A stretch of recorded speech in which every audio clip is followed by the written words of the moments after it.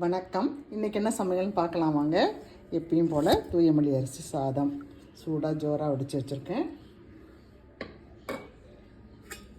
அதில் ஒரு 2 கரண்டி தட்டில் எடுத்து போட்டுக்கலாம், வச்சுக்கலாம்.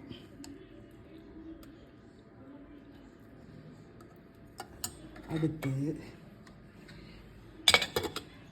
இன்றைக்கி பூண்டு போட்டு காரக்குழம்புமா, அதுவும் காரக்குழம்பு, சாதா காரக்குழம்பு, பூண்டு போட்டு கொஞ்சம் வச்சுருக்கோம். கொஞ்சமாக காரக்குழம்பு நல்லா தேன் மாதிரியான சூப்பராக இருக்குமா, ஜம்முன்னு இருக்குது, செம வாசனை. தாளிப்பில் கொஞ்சம் வெந்தயமும் துவரம்பருப்பும் போட்டு பூண்டு போட்டு வதக்கி வச்சுருக்கோம்மா. சூப்பரான ஒரு காரக்குழம்பு. அடுத்து எப்படியும் போல் மிளகு ரசம்,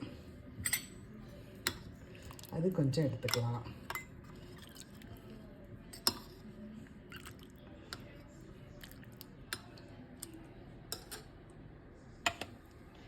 அடுத்து கேரட் பொரியல்,